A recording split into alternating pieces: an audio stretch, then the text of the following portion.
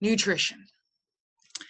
So yesterday we were talking about how our liver kind of prepares us for the worst. You don't eat. I have not eaten yet today. I've been super busy. Even though I was at home for the morning, I have not yet eaten. I'm still using energy. When my blood glucose begins to drop and nobody's getting paid, my liver has this store of pre-converted glucose that she has for just such an occasion. My brain tells my body, you need to start breaking down that fat tissue for energy. But that takes time. Oh my God, you don't even know the process behind having to break down your adipose. You have to repackage it. You have to ship it off. It has to get delivered to the liver. She has to unpackage it. Then she has to convert it. It's a whole shenanigans kind of thing. Cheeky monkey.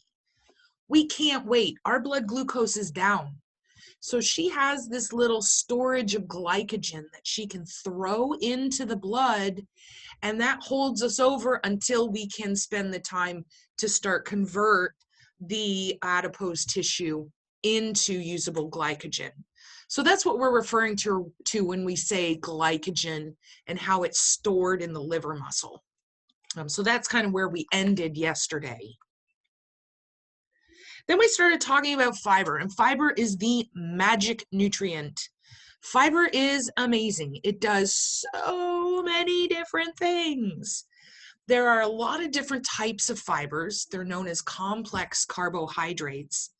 They come usually from plant material.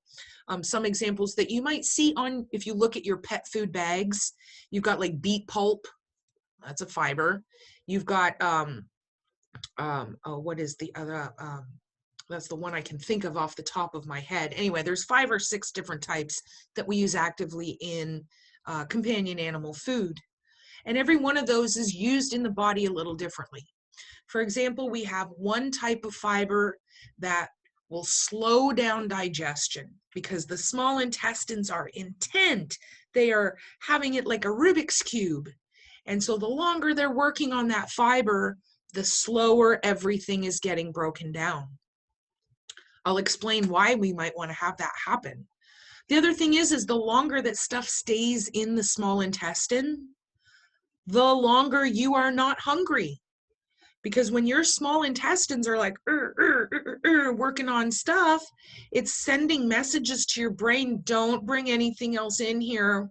We're still working on the last shipment of food. So it makes you feel full. And then we have another type of fiber that the colon, the colon just loves it. It's going to help the colon to bulk up the stool. It's going to help the colon to get the water out. And it's going to, in fact, provide nutrition for our colon cells, our colonocytes, and makes him super happy. And so we need to determine what kind of thing are we trying to do and what kind of fiber is going to help us do that. So we've got a couple of conditions where fiber is really, really, really beneficial. When I say the word fiber, you're probably immediately thinking of something like Metamucil, right? What is Metamucil used for? Helps you get good poops. You take it to get good poops. So Metamucil is the type of fiber that the colon is very helpful for. Other types of fiber, as I said, are going to make you feel full longer. So we've got 2 different conditions, health conditions, that can be really benefited from the use of fiber. So the primary function of fiber is to increase the bulk of the colon and to regulate the water content. Now remember, fiber, we're working very, very hard to try and break it down. And in fact, a lot of fibers, you can't break it down at all. And so we say that fiber will decrease the digestibility. Remember, digestibility is the term we use for how easy is it for our bodies to break down this nutrient. The harder it is, the lower it is. So the addition of fiber will lower the digestibility of my food. And it also doesn't give me any calories. I'm not getting any energy from fiber. And so that's an important point when we start talking about obesity and weight management. Obesity and weight management, I'm having to use a lot of energy to break it down, and then I don't even really break it down. So I'm using a lot of energy, but I'm not taking in any calories. So I'm not getting any energy. And isn't that the whole point of losing weight? I know right now, I'm trying to get off some of those pounds I put on at Christmas. Oh Lord, I did not regulate my intake at all. The minute that Christmas break started, I was like, I'm just going to eat all of the things and I'm going to be happy. And if I can't fit into my clothes, then too bad, so sad. I'll buy new clothes. I was just like, it's Christmas break and I'm going to relax and I'm not going to count calories and I'm not going to worry about it. I didn't do my exercise bike at all. So now what I'm having to do is I need to increase the amount of energy that I'm using and decrease the amount of calories or energy that I'm taking in. If I'm using more energy than I'm taking in, the difference comes from my adipose tissue. When I start breaking down adipose tissue, that's when I start losing the weight. But the other thing about this obesity management is if I eat things that are very high in fiber, I'm giving myself an internal workout. I'm not taking in additional calories, but I also feel full longer. So I'm not having that where I'm constantly hungry. And in our animals, in our veterinary diets, that's kind of important because the number one reason why our pet diets don't work, it's not like our pet is going to the pantry and saying, I'm hungry, I'm just going to do a cheat day today. I'm not going to deal with my diet today. I'm just going to have a cheat day. No, everything that the pet is eating, you, the owner, are providing for it. So what happens is, and I know some of you probably have animals like this, is that your animal gets hungry and it starts kind of bothering you. And it's like, I used to have a Bentley, my terrier that I talk about constantly. He used to do the terrier talk. I don't know if any of you have terriers, but they do what I call the terrier talking, where they'll be like, and he'll just sit and kind of, it's not a growl, he's just like complaining at you. Finally, it gets so irritating, you're like, oh my God, fine, I'll feed you just to get you off my back. Well, if I can make the animal feel full longer, then we're going to really help with that client compliance. So, I have a quick question. Yes.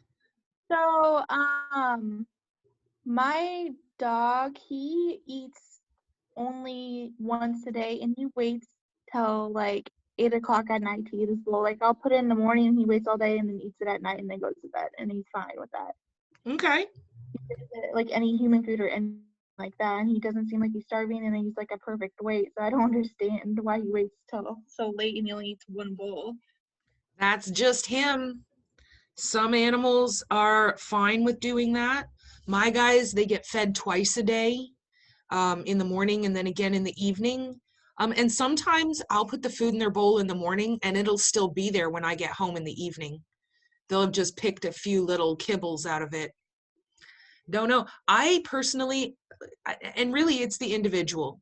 Think of them like little people. I myself personally only eat one meal a day. Okay, I don't have time to eat. I'm sure I could make time to eat, but I forget. And then I get home and I'll have my one meal. I have a nice robust meal in the evenings. But other people, some of you are like, oh my God, Ms. Huff, how can you only eat once a day?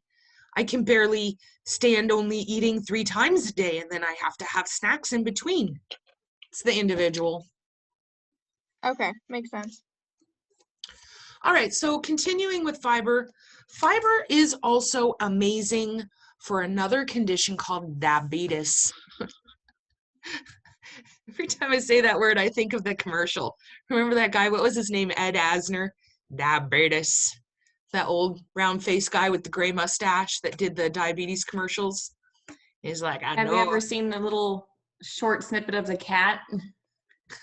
Oh, There's like a big fluffy cat with like Shania Twain going on in the background, and then you just hear his voice say diabetes, and the cat moves its mouth. diabetes. All right, well, here's what diabetes is.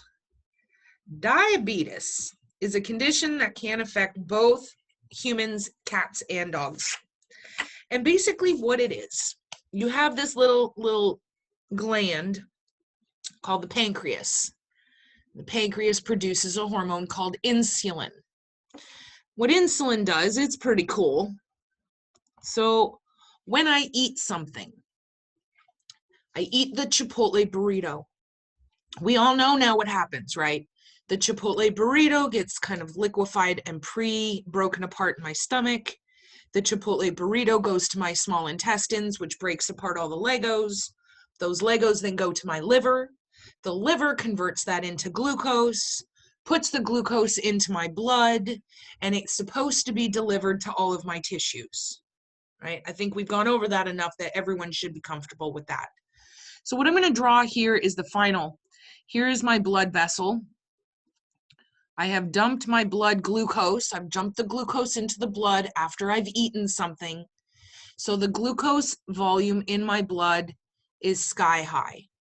Now, in a normal person and a normal animal, insulin is going to help to take that blood glucose out of the blood, give it to the tissues so that everyone's getting paid, and in turn, naturally lower the blood glucose. If I don't have insulin, I can't get the glucose out of the blood.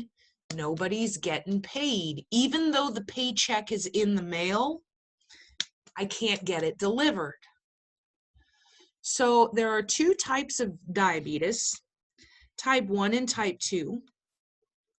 In one type, I don't produce any insulin, and the only treatment option is to give insulin, right? You give the insulin, the animal eats, and that insulin injection is what then takes the glucose out of the blood. The other type of diabetes, though, my pancreas is still producing insulin. It's just not producing enough. I can't get the glucose out of the blood fast enough. So what if I just slowed down the glucose going into the blood? Seems like a valid response. Fiber. So remember I said that fiber, the small intestines are super, super enthralled. It's the Rubik's Cube for the small intestines. And so I now have all my stuff here and my small intestines, if I'm a small intestinal boy, and now I'm like, and I'm spending way more time playing with my fiber, But the longer I'm playing with my fiber, the slower I am at breaking apart all the other Legos. The slower I am breaking apart those Legos, the slower the Legos go to the liver, and the slower the liver deposits the glucose into the blood. And because I've decreased the amount entering the blood, the little bit of insulin that I do have has time to do its job. I'm not overwhelming it. So instead of the animal eating and then bam, having this massive, very fast influx of glucose into the blood, and then bam, what goes up must come down, I have these very dramatic spikes. When I give fiber, the animal eats, and the small intestines are working and slowly depositing the glucose. And then it slowly comes down. And that's what we want to see. We don't want these dramatic spikes. We want this nice, gentle rise and fall of glucose. And when I have an animal that has the type 2 diabetes, by giving them specialized fiber, this can in fact take them off of insulin injections. We can treat the diabetes nutritionally, which is remarkable. That's amazing. That's craziness. So we can take a diabetic cat that's dependent on insulin and make it so that they no longer have to have injections every day. Not only is that huge for the cat, because we're not having to poke them twice a day, it's huge for the owner, because suddenly now the owner does not have to make themselves available to poke them twice a day. So simply through this special type of fiber that we see in all of our diabetic management diets, this is going to help to stabilize our diabetic animal. So we have, I'm going to type it out here for you. Oh, let's erase. So dogs and cats can be diabetic, like can turtles or horses or like? No, I don't know of a case where other species experience diabetes. I might be wrong. You might get on your Google and go, Miss Huff, hedgehogs can get diabetes. That's the thing I learned today. As far as I know, humans, cats, and dogs, and it's domesticated cats and dogs. You're not going to see a diabetic wolf. You're not going to see a diabetic lion. We only see it traditionally in our domesticated cats and dogs. Do you know why that is? Like why it's only domesticated animals? I do not. I'm assuming it has something to do with the reliance on humans and the type of diet and the evolution that has sustained to the pancreas, causing it to fail, I assume. So when we're looking at fiber in the diabetic animal, we have 3 points that we're looking at. Number 1, what does fiber do? It slows digestion. Small intestines are taking their time. This is going to slow glucose entering the bloodstream. Expand this.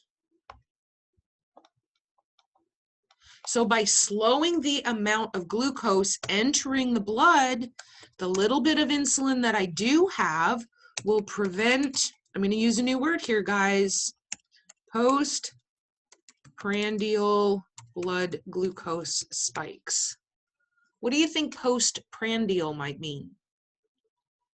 Well, we know post, after. Prandial, eating. So postprandial means after you eat. So instead of having a spike like this, we have our nice gentle curve like this. So these are the 3 points to note. If I were to ask you in a short answer question, explain the role of fiber in the diabetic animal, all you would need to put is it slows digestion, which slows glucose entering the blood, which prevents a blood glucose spike after eating. Does that make sense to everybody? When I ask you about the role of fiber in the obesity animal, let's spell that right. Same thing, we got 3. 1, it's going to increase the energy being used because my small intestines are working hard. But it decreases calories because fiber has no calories. And I'm going to use another new word here, guys. It maintains what satiety, or you might have heard it pronounced satiety. Feeling full. Oops, not feeling. Feeling full. So we have 3 steps that fiber is beneficial for our diabetic animal, and we have 3 steps that a different kind of fiber. We're not using the same type of fiber. It's still fiber, but we have fiber working in the obese animal to help take off the weight. So if I were to ask you on a carbohydrates test, you know, what is the role of fiber in the diabetic animal diet and what is the role of fiber in the obesity diet, all you'd have to write is point 1, 2, and 3.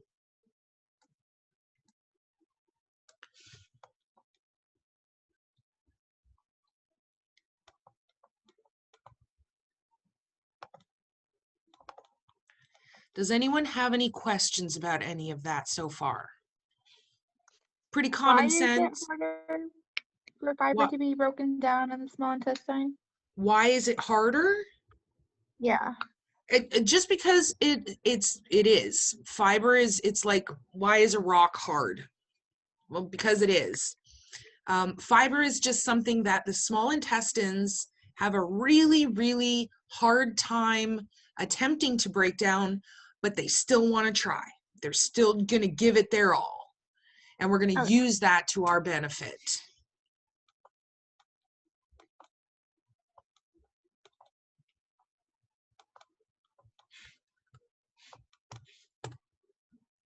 All right, so let's talk about cows for just a second. What do cows eat? Grass, of course. Grass and hay and grain. Yep. If I were to try and eat nothing but grass, what would happen to me? You die. I would die. Yes, Lauren, I would die. Because how many calories do you think I get in grass or hay? Is it 0 like celery and lettuces? Yep, it is 0 like celery and lettuces. Okay, but I've got a 2, 3, 4, 500-pound animal. Obviously needs energy, but 100% of their diet contains no calories. How can that be? How is that possible? It's the way that their digestive system works that's really kind of fascinating. We don't go into a lot of large animal and equine nutrition, but I do want to kind of touch on the differences. Cows are what we call polygastric, meaning that they have multiple chambers to their digestive system. We, and cats and dogs, are monogastric. I have 1 stomach. A cow has 4. And essentially, here's what happens. They have a big colony of bacteria, and it's a very special bacteria. It's very different than the bacteria that we have. When they eat the grass and the grain, they chew it, they swallow it, and it just sits there. And then what they do is they regurgitate it, they chew it again, and basically why they're doing that is they're breaking down something called cellulose, which is a component of the grass and the hay. They re-swallow it.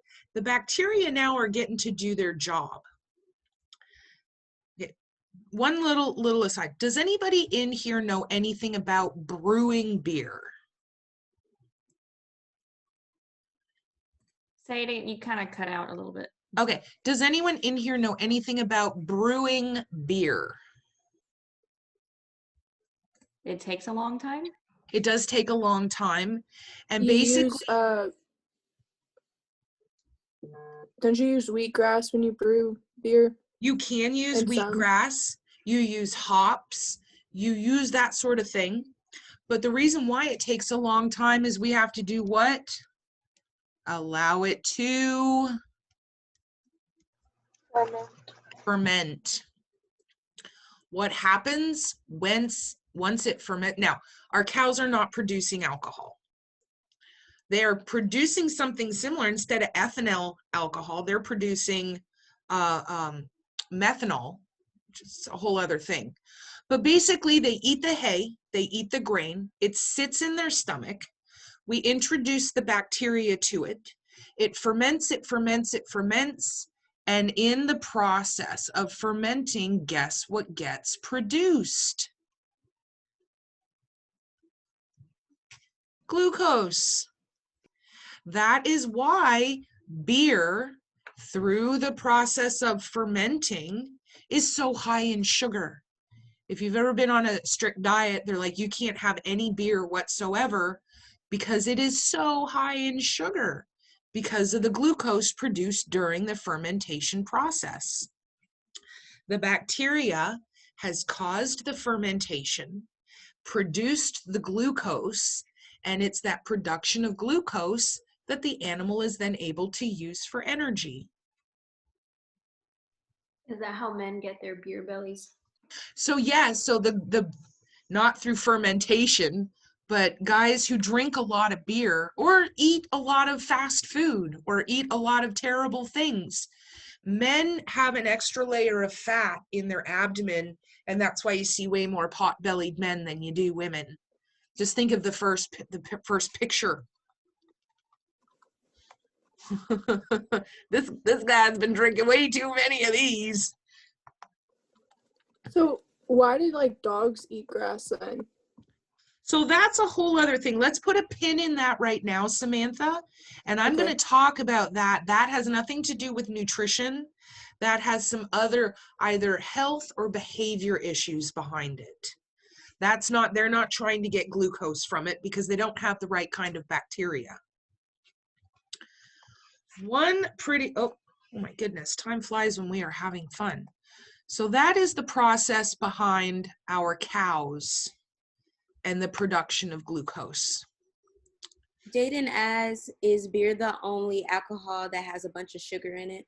Oh no, all alcohol has sugar in it. Beer just happens to be the highest content of sugar. Then you have your wine, which has varying degrees of sugar, and then probably your distilled, like your vodkas and your whiskeys and your brandies and that sort of thing. But no, all alcohol has sugar because of the process. We see a higher volume of sugar in alcohol that has to be fermented. Wine and beer. Vodka, whiskey, all of those are not fermented, those are distilled, and it's a whole different type of process. My final slide here is just a list of different types of fibers and whether or not we can partially break them down, whether or not they are soluble or insoluble. Some of these fibers, and actually pectin, beet pulp, and wheat bran, these are the three that are most commonly seen in our commercial pet foods. Cellulose is the fiber that our cows are getting from grass and hay. And this is just saying whether or not they are soluble or insoluble. One last little point. This is the amount of energy on average that we get from carbohydrates. On average, we get 4 calories of energy per gram of carbohydrate. And that is all I got to say about that.